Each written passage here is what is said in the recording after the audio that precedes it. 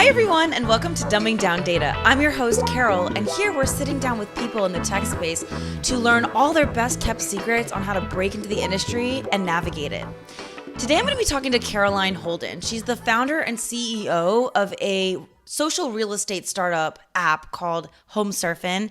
And actually, this episode was recorded a few months ago. So this was actually just when Caroline was on her way to leaving her full-time job and starting to build out this full company. It has changed since then, but in this episode, you're going to learn a lot about Caroline's story and how it really started with an eclectic history of wanting to be a comedian and a video editor to then going into a venture capital firm and learning all about startups and how they work, to then working at a couple grocery app companies actually, to then finally leaving her full-time job and launching this new startup that is taking off.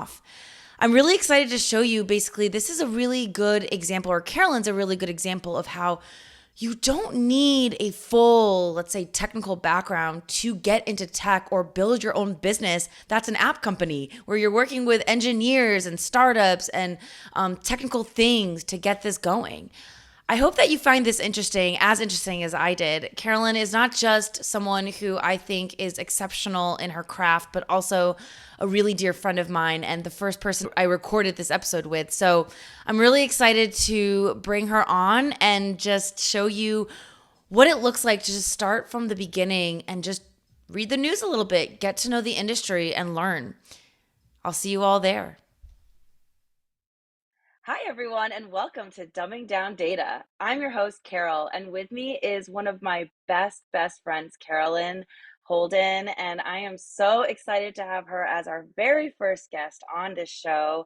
I couldn't have asked for a better person. I was actually thinking about it for a bit, so I was wondering who I could possibly ask that really is passionate about the subject and has a lot of good content to talk about, but that I also can just have a lot of fun with. And Carolyn was literally the very first person I thought about. So I'm so excited. Me and Carolyn have been friends for, gosh, Carolyn, how long now? Fifth grade, because you came back to Connecticut in fifth grade. Yes.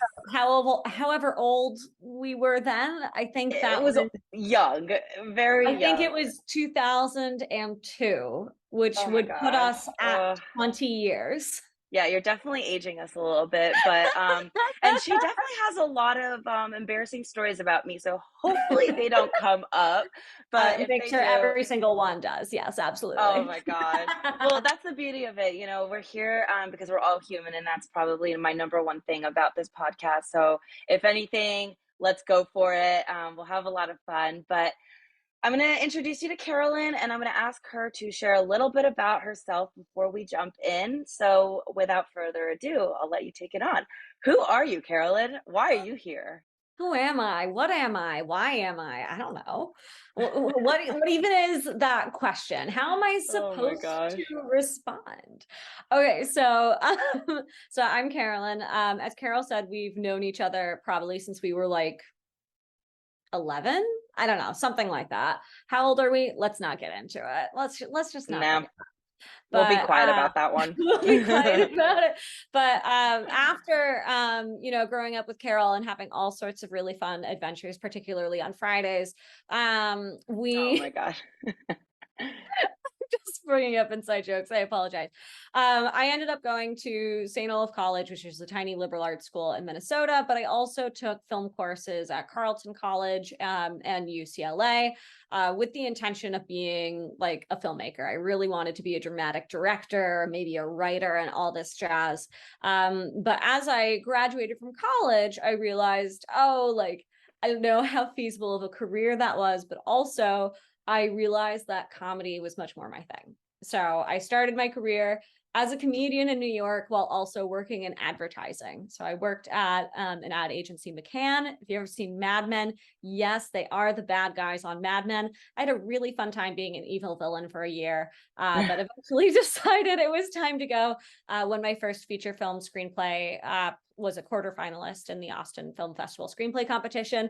I decided this was it. I'm going to quit and I'm just going to be a full-time comedian and see what happens. Turns out that was not a very smart decision on my part, but I ended up being a freelance comedian for 5 to 6 years. And then eventually, I had the same crisis that we all do when you turn 26. You suddenly need health insurance.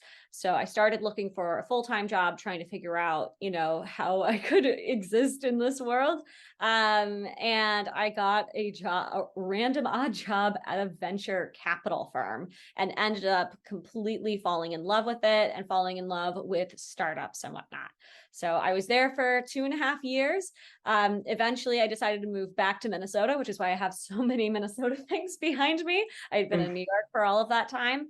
And I have now worked at 2 different grocery delivery apps. The first one was connected to my old office at Loeb. And I started working there at the very beginning of the pandemic, basically. I was their very first COVID hire. Their CEO posted on LinkedIn, "Help, we've grown 200% in 2 days. Who wants a job?" I already knew him, so I just raised my hand and said, "Me, you can hire me. Is it okay that I'm moving across the country?" He said, "Sure." So that was a crazy roller coaster. We ended up seeing over 10,000% year-over-year growth, which was just absolutely insane. We were a 20-person team. So it was a pretty wild time at Mercado. And then eventually I joined a team here in Minneapolis called Buncha that also does grocery delivery. But I'm actually this week in the process of leaving to launch my own startup, which I think we're going to talk about later. So Oh, yes. yeah, Oh, we so will. that's me. A little bit of comedy, a little bit of tech, and a lot of bit of fun. So Oh, I love that. Yeah, Carolyn has a very eclectic background. That's something that I relate to because definitely we've both been around the block. And so I think that's one of the things I'm really excited is to talk a lot about what's the new endeavors of Caroline Holden right now, and learn how you got there and everything. I think it'll be just really, really helpful for our listeners to hear where you're at now and what made you make those shifts and everything like that. Very empowered by it. I admire it so much.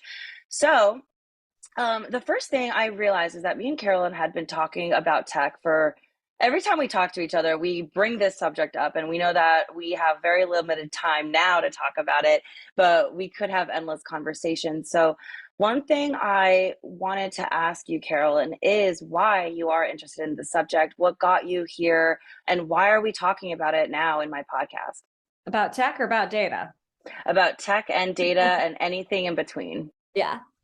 Well, tech and data go fairly hand in hand for me, but I think tech came first for sure. I mean, part of this all happened because I was just such a news hound as a kid. I actually, so part of the reason why I know as much as I do about data in particular, but also about technology and whatnot, is because I started reading the news very, very early. So I it's actually a little sad. It's actually kind of poignant that today is the day we're recording on September 11th. So I started reading the New York Times daily on September 12th of 2001. So you were living internationally at that point, but I had just moved to Connecticut. We were in the suburbs of New York City. And so, we went to the beach and you could see everything. And I remember being so confused and asking my parents a million questions about what was going on. And I said, like, why, like, who's attacking us? Like, why is this happening? Like, are we safe? What's going on? And my parents were like, we don't know what's going on. They were like, if you want to know, you should watch and read the news. And I think they did this like with the idea of getting me interested in like paying attention to what was going on in the world. There were negative consequences to me paying attention to the news at such a young age, but also there were a lot of positives. And part of the positives was just learning a lot about the global world at a very early age. So I was very interested in, what was going on with the Afghanistan and Iraq war, but I was also interested in what was going on in Europe, what was going on in Australia.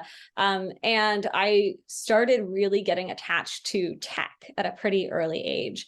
I remember getting my first iPod and becoming like a big Apple fanatic. I loved how we got to all use Mac computers at school, and it was a an argument point growing up with my dad, where he was just like, I don't like Apple. They're a bad company. Like, why would we even pay attention to them? And I was just like, I don't know what you're talking about. The colorful computers at school are the best computers.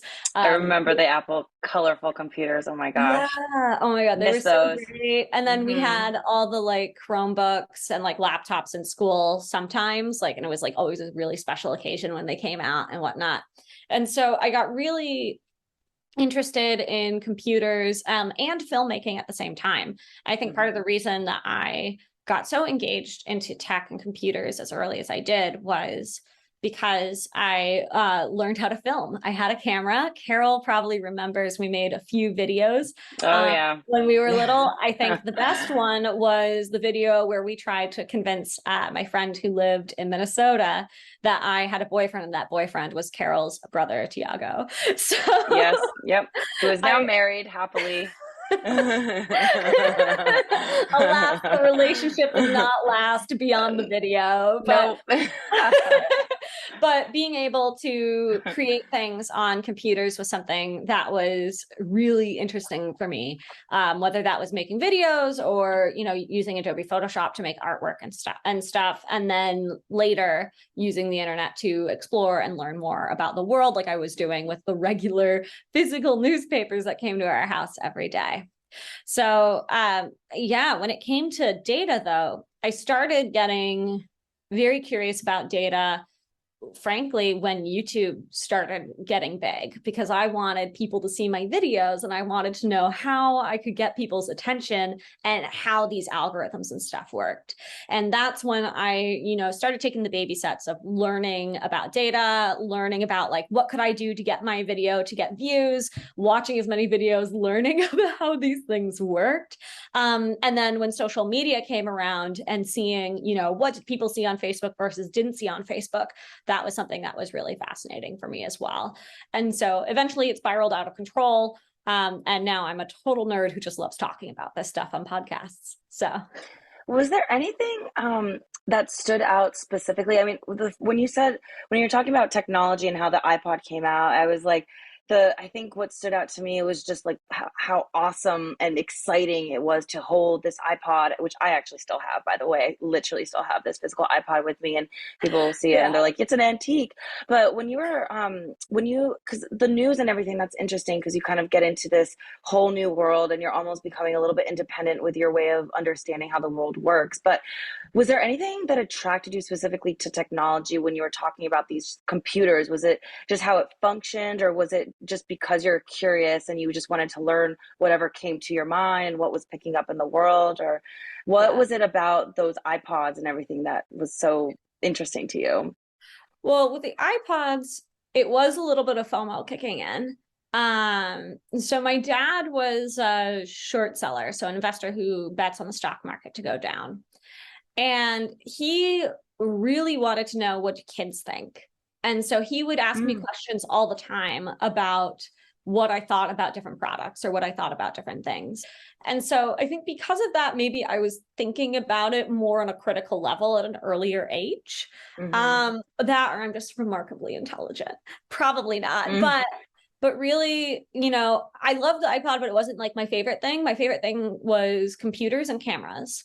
And so that was the real driver for learning about technology and how it worked. Was everything revolved around making art, basically. That's really cool. I mean, I think one thing that stands out to me, not just about you, but also about what you're talking about, because it is about you, but it's like the curiosity aspect. And I think that's something that stands out with how we start learning. And I think that's definitely something for me that I can relate to. Why I even got into this topic is out of purely curiosity. And so the reason I'm here and asking people to come on my show is because I want to know about them and how they see the world and how they understand technology. And it sounds like that kind of, the curiosity kind of grabbed you as well, and it steers you. I think people in these industries that I speak with, I definitely think their curiosity helps them progress in their and their knowledge. I think of it as like a wealth of knowledge that you have about this subject that maybe you didn't go to school specifically for, I don't know, data science or something, but reading and just getting involved with it and playing with it, that's how we start learning, right?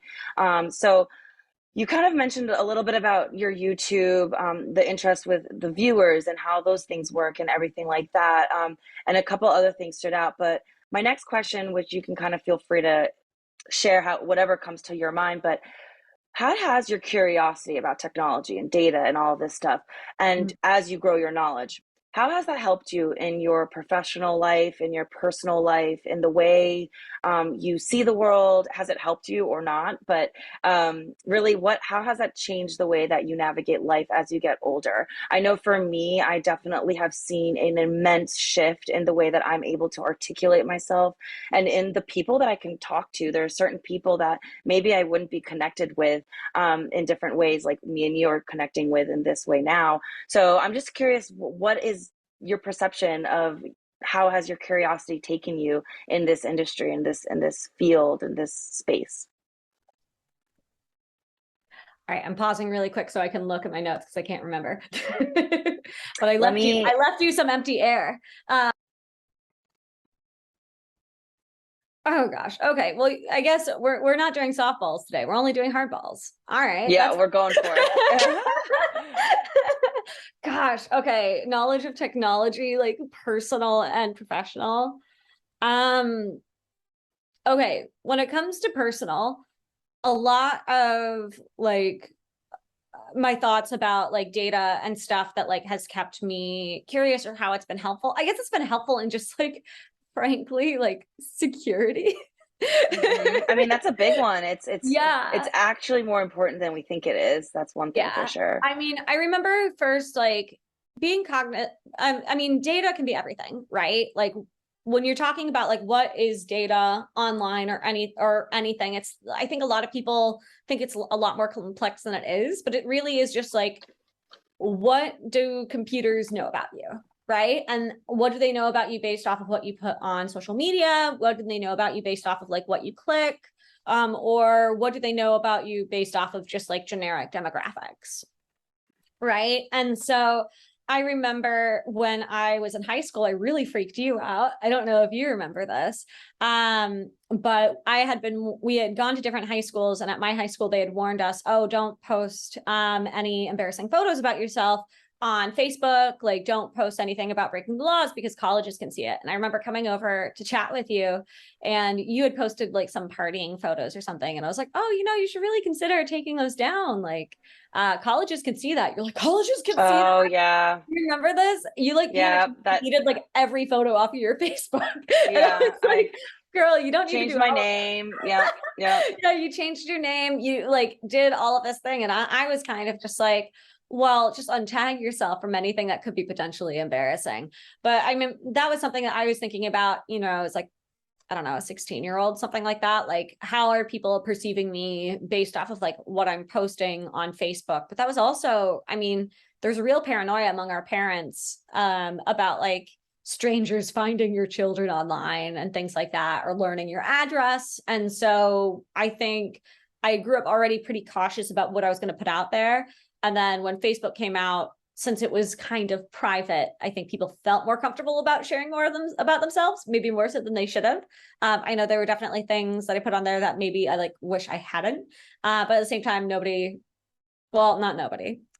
Young people don't use Facebook anymore. Doesn't matter. Oh man, it's changed.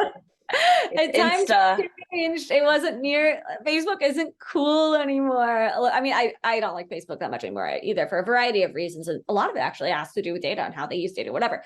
But so I think personally, just like thinking about security online, thinking about like what am I willing to like put out there? Because for the most part, like I don't care if Facebook or Instagram or TikTok knows I like horses. I do like horses. Sure. You love horses. Please show me all the horse content. I am cool with that. Right. But like, do I want them knowing like really private things? You have to remember, every time you type anything in on Google, Google's learning more about you. And so like, if you want to murder someone, don't Google it. Like, you're going to have to find another way to find that information. I'm sorry. Oh my gosh, hopefully Go to not. your local library if you would like to murder someone. Oh Cool. my gosh, Great. Caroline. So, but on a professional level, I think learning about data has been helpful in two ways. So the first is that, my creative careers, so interacting with YouTube, TikTok, and other platforms. And then the other hand is through work. Now, through work, data has been tremendously helpful simply because, like, if you learn how to use data well, and you can start using it to prove your points when people aren't listening to you. Right. And so, and I really learned this while working at Mercado. I noticed that we were having some major fraud issues where people were using fake credit cards to place these orders. And you could kind of figure out, and I knew it was a problem because I worked directly with stores, and my merchants were calling me saying, these are fake orders. Look at this, this, and this. And so I was going to our engineering team and saying, hey, we have a fraud problem. And they said, yeah, well, how big is it? And I'm like, well, all my liquor stores are calling. And they're like, oh, that's not that big of a deal. And I had the hardest time figuring out, how do I prove that this is a problem? And eventually I teamed up with some team members on the analytics team, and we started digging and digging, and we were trying to figure out how were ways that we could prove that this was a real problem. And I can't remember what the final data points were that we used to prove it, but we basically found out just how big it was and that it was a serious problem. Right. And so we were able to take that data. I was able to put together a presentation, and I was able to bring it to my superiors and say, look, it's this big of a problem. You can see it here, here, and here. It's more concentrated in New York. It's more concentrated in LA, blah, blah, blah, blah, blah. And that made something that, working with engineers in particular, or working with just like other team members who are like really, really busy and are trying to focus on like what's most important, being able to like prove that what you're saying is a big deal. And that's been something that's been really important in my career, and something that I've like tried to continue to do. I'm not always the best at it because like I'm not an Excel whiz or anything like that. And I'm not the most fabulous at math, but being able to look at data and find patterns, and finding ways to use data to prove that there's a problem or to prove that there isn't a problem, I think is really, really helpful. And then when it comes to just on the creative side with YouTube and stuff, I've had an on and off itty bitty YouTube channel. I'm going to start posting a lot more coming up soon, which is exciting as I continue to build this new startup that I'm working on. And being able to understand like, oh, audiences are losing interest after this point in my videos, right? Oh, audiences are really interested in things like this, or this thumbnail is performing better than this thumbnail.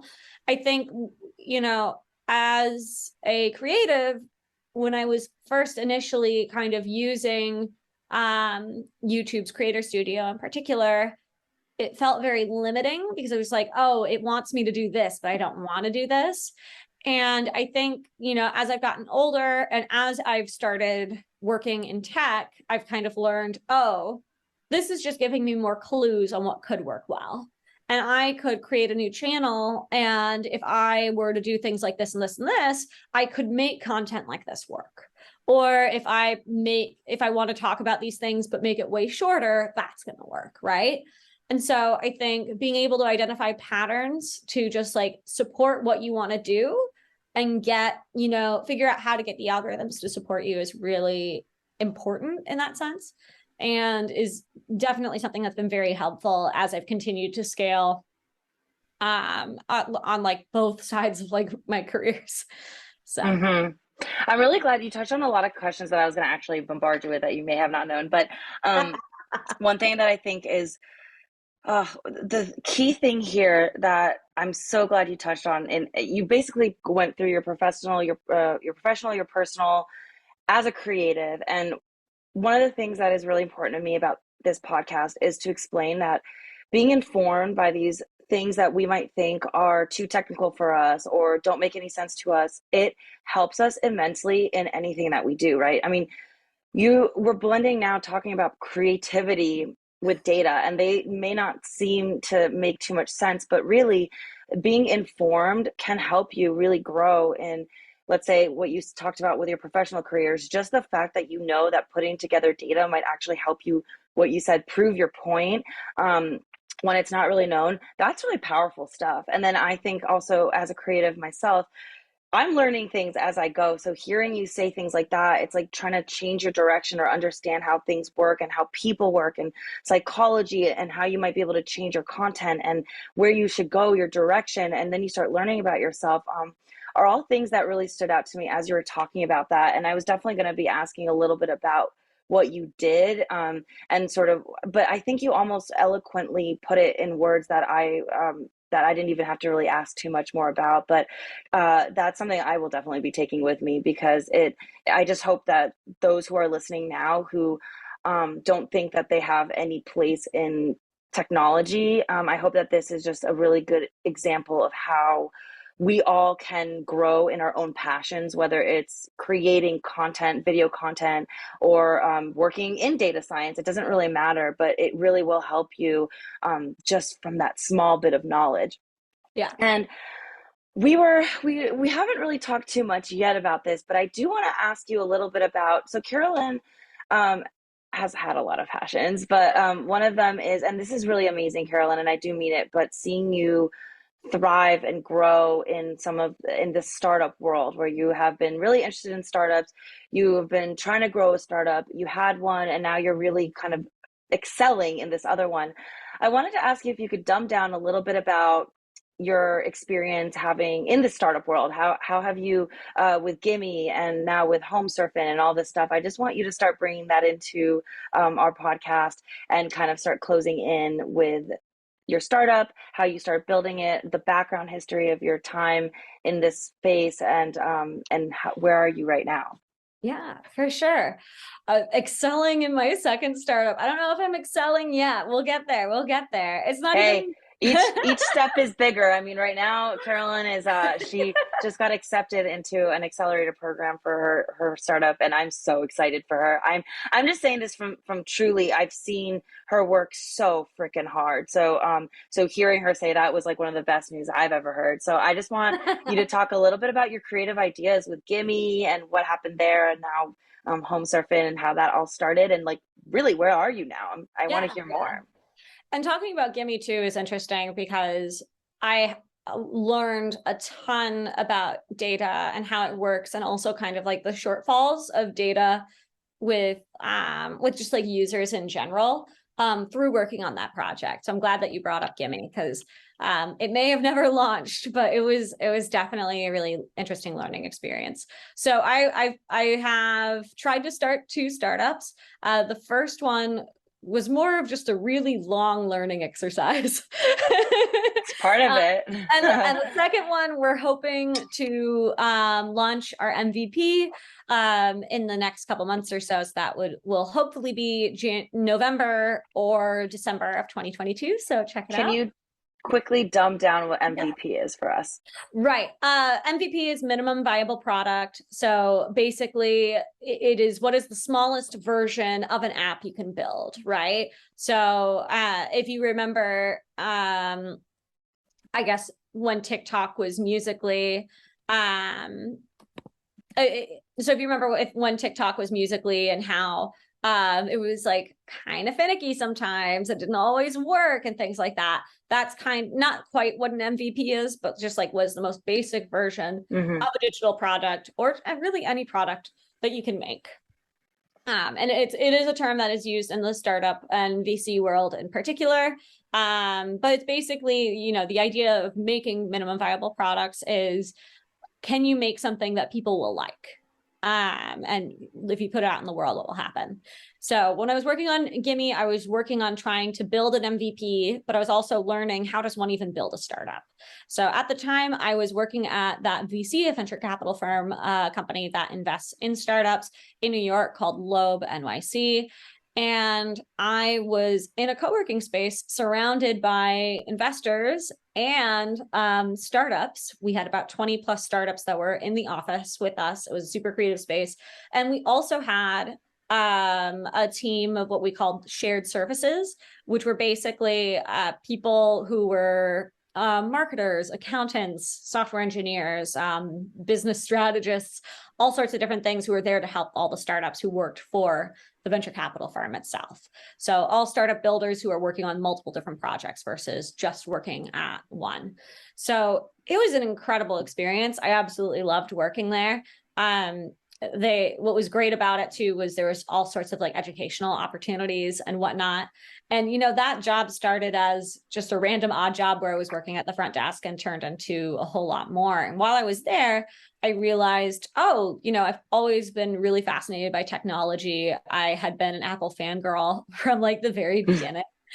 But I didn't know how you even built a startup. I didn't know how like you got into that world. And I basically ruled myself out automatically because I was like, I'm a creative person. I'm just going to work in the arts my whole life. And I will never like explore that world because you need to have like really strong, intense mathematics skills. Like that's what I thought it meant to work in technology. It was just like being outrageously good at math, which is such a lie. So many techies who are horrible at math. So like, thank you for saying it. We need to hear that more. Yeah. So I kind of just like wandered into this random job and realized, like a lot of the founders are people like me. They're really creative people who are willing to work really hard, who are interested in both like design, but also helping people or building a product or something like that, and are really interested in technology. So while I was there, I started working on Gimme, which was basically an app that, oh gosh, I don't even remember my pitch anymore, but it was basically a little shopping app that would it was designed to help you find things that you actually wanted that were exactly in your price range, right? So if you wanted a purple halter top long dress and you wanted to find one of these dresses between $100 and $200, and you needed it, right away, you could plug everything in and then you would find every single purple halter top dress that's really, really long that was for sale right now that you could buy. And the thing was, Google had Google Shopping, which was like kind of close, but it just didn't quite work very well. And it was a lot of people were using Pinterest to find dresses and things like that, but it was really hard. A lot of the content that was on Pinterest, everything was out of date, right? Like it was a few years old. So you would find something, fall in love with it, and you couldn't find it. So the idea was to create a Pinterest-like space that's like really fun and easy to use, and you can like collect things and do all that jazz, but much more easily find things that you're actually looking to buy. And the reason that I built it was because I had gotten married and I was so mad that the ads that I was getting were always like 2 weeks to a few months behind schedule, right? Like I needed to buy a wedding dress. And when I was looking for wedding dresses, I was getting ads for engagement rings. I didn't need an engagement ring anymore. I already got engaged. I needed a wedding dress. And then when I was looking for venues, I started getting ads for wedding dresses, but I already had my wedding dress. And then, it just kept happening over and over again.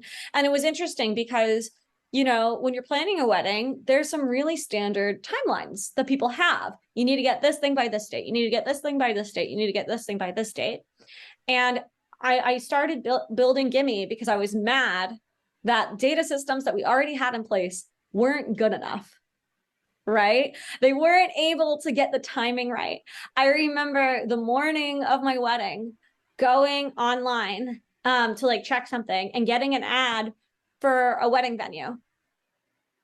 And I'm like, this is useless. What if you're just way ahead of our time? Maybe you're the one that's messing up. So I was just sitting there being like, I am so mad at these ads for being not relevant. And so I wanted to create something that would either make my ads correct or just make it so it's easier to find the things I needed to buy when I needed to buy them. And so I worked on that for a really long time, and basically, gosh, like probably almost 2 years. But a lot of it was so much of a learning process because I had to learn, how do you build a product map, right? How do you figure out what this app is going to look like? I had to learn, how do you communicate with engineers? How would you even go about building such a product?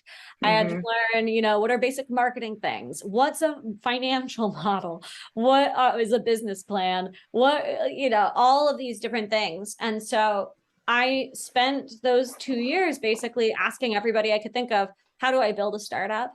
And by the time that I kind of wanted to go out there and do it, the pandemic hit.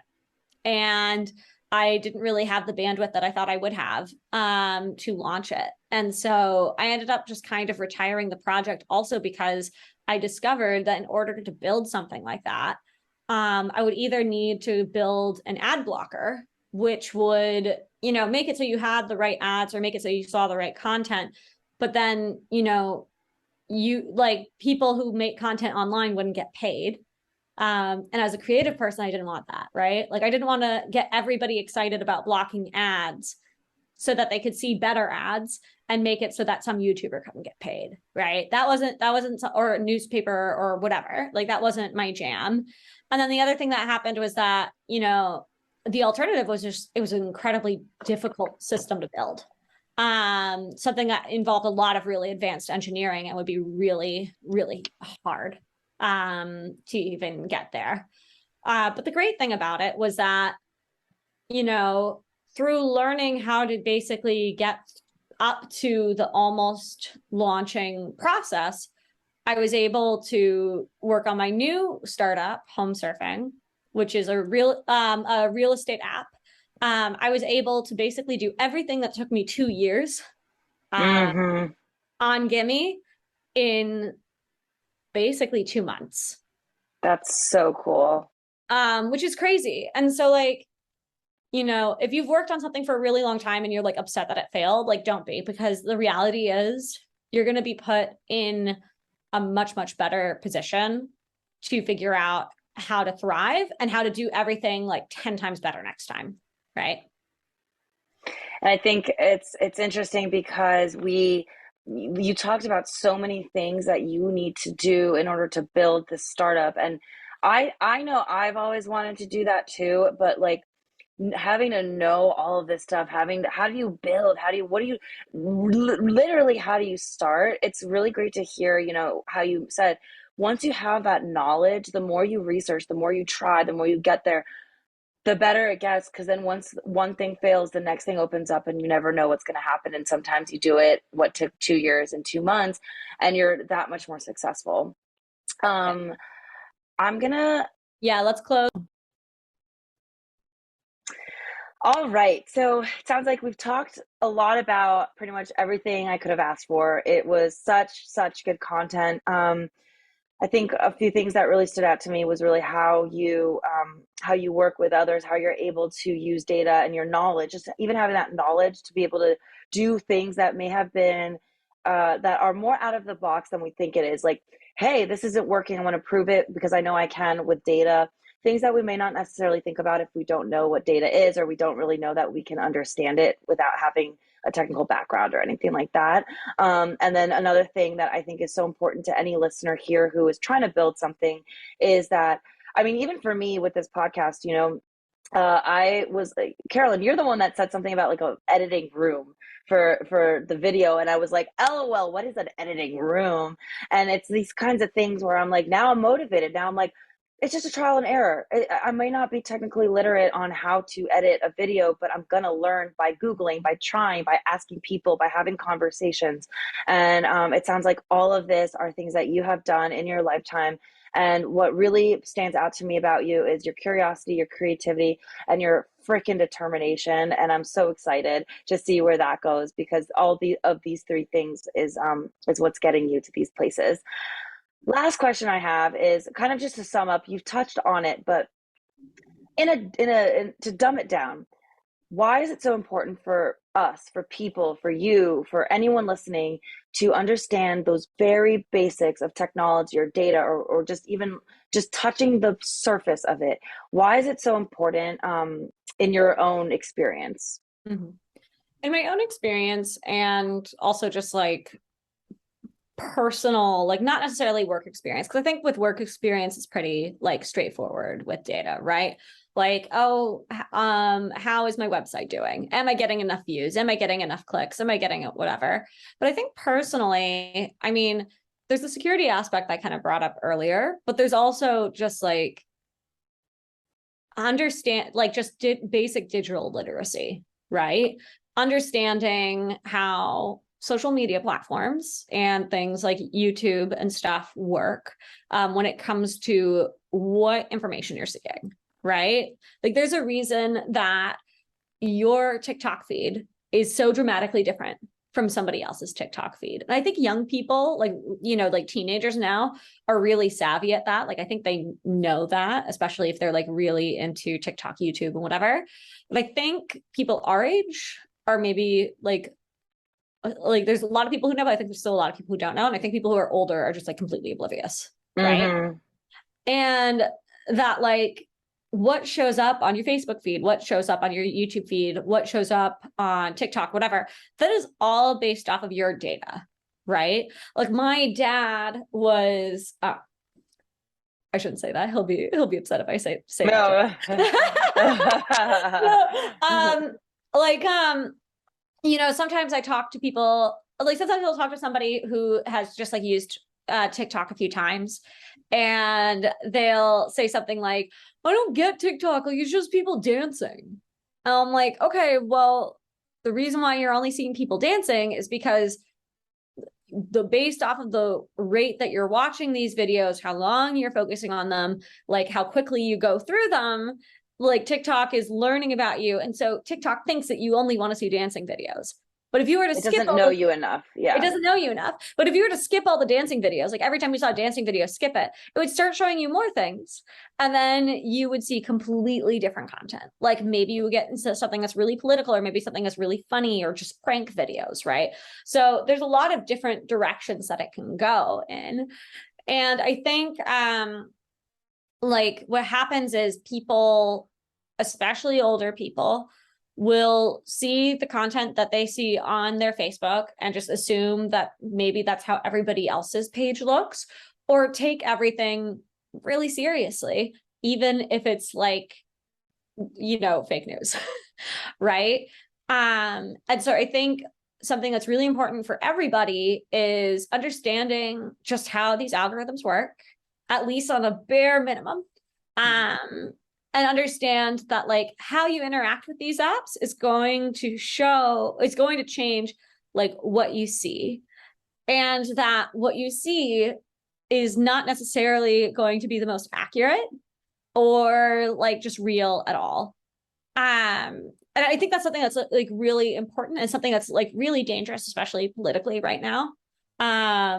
You know, there are plenty of people who are believing in really crazy conspiracy theories right now, because it's everything that they see online, because the platforms that they are on keep feeding that to them over and over and over again.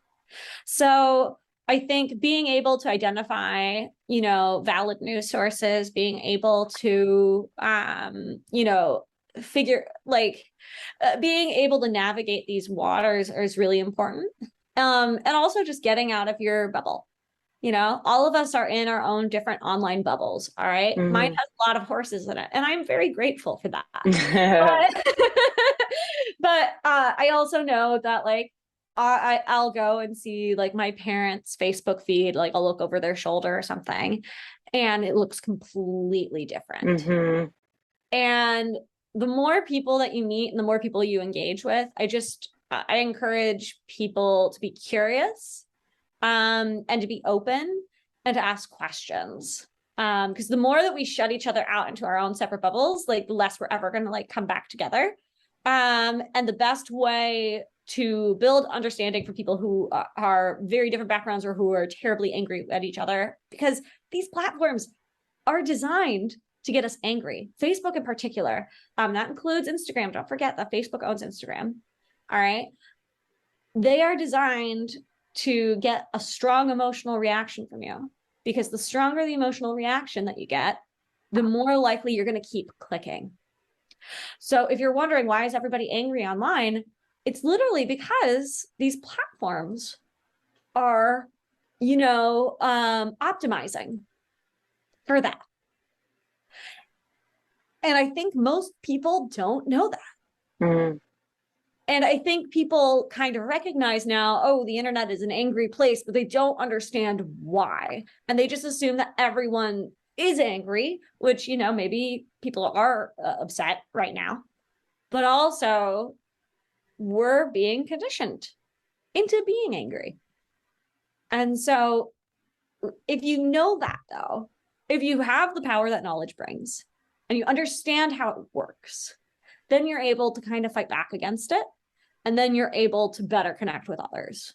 So that's why I think it's important. I didn't mean for that to be super political or anything, but I think it's really important that people understand that, it's not just safety, it's not just, privacy. It's not just like, how can I go viral or how can I make a company grow better? It's also like, how are the things that I'm seeing online affecting my worldview? Mm-hmm. And I think that's really important. And so interesting, what are some, because also you mentioned political, but I think this actually goes further on into even health, mental health, Yeah. capacity, emotions. It's a lot of toying around. And interesting that you even said, one thing I thought about immediately when you talked about different bubbles. I was just watching with my boyfriend his YouTube video, and he was showing me a YouTube video, and then I saw his YouTube, and it felt almost uncomfortable to see his YouTube because it felt like something I wasn't used to. I was like, this doesn't look familiar. It's not home, because my YouTube looks totally different. My YouTube is filled with TED Talks and music, and his is like puppies, which I don't mind at all. But like, and cryptocurrency outlets, news outlets and stuff like that. And I was like, I don't understand this. But what and it drove actually kind of an uncomfortable feeling. I'm like, this doesn't feel like my house. Yeah. But I was curious what you were talking about with being knowledgeable about this stuff. What are some simple steps that people could take to not, or it once, now that they know, people who are listening, they now know this, what is the next step? What could they do to minimize their emotional capacity while also being able to safely use the internet and data and technology and everything? I mean, finding ways to learn as much as possible. And I think talking to people direct, like in real life and or just like directly online, is really important. And I always try to find like as many different perspectives as I can, without like treading into actual false information. But it's really tricky, especially if you're starting now, but it's definitely not impossible.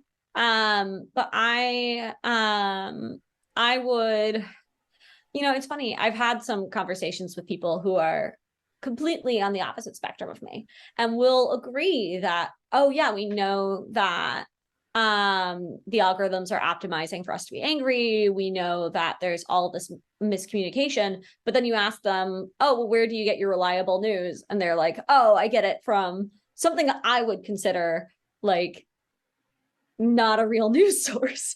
Mm-hmm. And so I think, we really, it's tricky because I'm like, oh, just read the New York Times. But that individual who I spoke to, who I'm thinking of right now, said, oh, New York Times is like completely false. So like, where are we going to find like an in-between? I mean, I think a good in-between, you can look, I don't know what you call it, but I'm sure you've seen these, where they show like a map of different news organizations and like what side of the political spectrum they're on, and which ones are like more truthful and which ones are like really not. You can Google things like, oh, like what organizations are like the most neutral and stuff. I also find that reading international news Mm-hmm. can be helpful, of just like getting outside of politicized news within the US in particular. So like I sometimes like to go to the BBC to just see what the heck are they thinking about. Of course that's politicized in a different way, but at least it gives you a different perspective on what's happening in the US. I think can be really helpful. So I'm definitely a legacy news person. I mean, I like the New York Times, Washington Post, The Atlantic, NPR, all that kind of stuff. And then there's like YouTubers and things who I particularly admire and whatnot. But I think it's challenging, and especially if you are on one end of the spectrum or the other. So I just encourage people to just like try to find the middle as best you can. And you know, do your best. I don't want to tell anybody, I don't want to tell somebody who's reading completely fake news that like everything they're doing is wrong, right? Because if you do that, then they don't want to engage with you, right? And so I would say just use your best judgment and try to find other perspectives that are different from your own. But taking everything with a grain of salt, right? And also remembering that like a lot of conspiracy theories, if you think about like how hard it is to work on a simple group project with people, a lot of some of these biggest conspiracy theories, like think about how many people would need to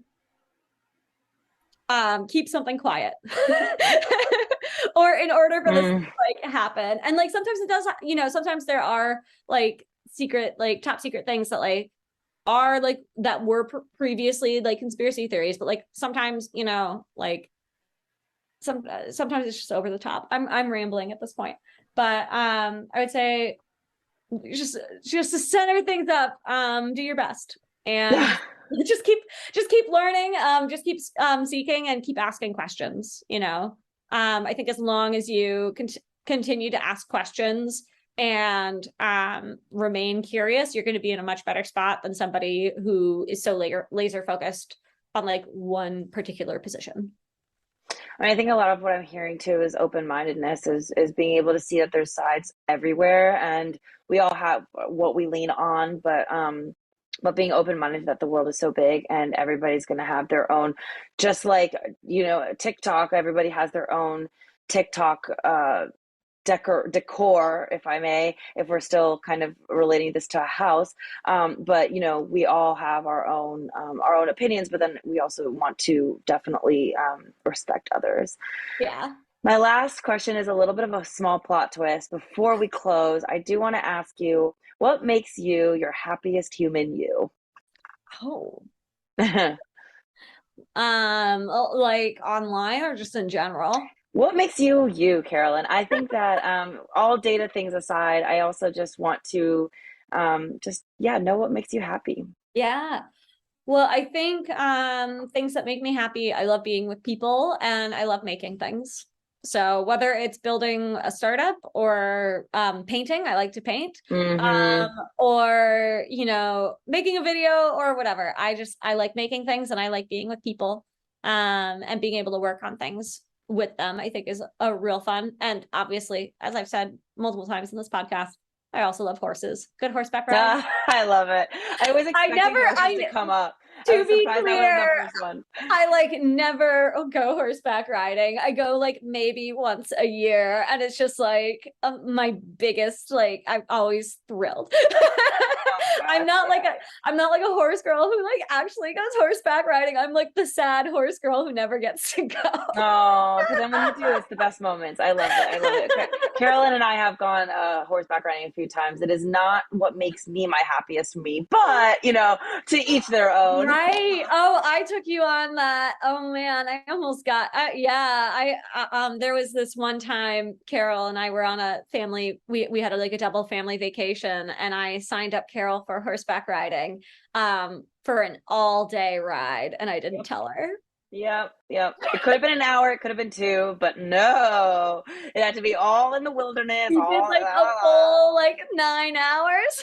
She wanted to kill me. If you ever want to see a grumpy Carol, that's one of the experiences that we've had in that moment. But anyways, I'm so happy to have had this conversation. This was so much freaking fun, and I learned so much, and this is everything I hope for. So I hope that everybody listening or seeing this video also learned a few things. And yeah, thank you so much, Carolyn, for being here. I'm so excited to see what happens with you and where you go. And I can't wait to have you back for a second round when in the future, when we both develop so much more. So Yeah. And when my startup, actually exists in the world and is not It still in will. progress. That's the beauty, is that we're going to get to see the progression. So next time you come in, we're going to have a big boss here. So Well, thank you so amazing. much. It was a Yeah. wonderful conversation. Thank you for everybody for listening. And if you want to find me online, you can find me by just looking up Caroline Swift Holden. You can find my website, carolineswiftholden.com. You can also learn more about my startup by going to HomeSurfin.com. That's HomeSurfin.com. I got rid of some letters to get that URL with the .com. Make it. Oh my gosh, yeah. And we'll have all of that below in the links and everything. So feel free to check those out on text below. Yeah. So All all right. right. All right. Thanks, Thank you, everybody. Thank you, Carolyn. Until then. Bye. Bye.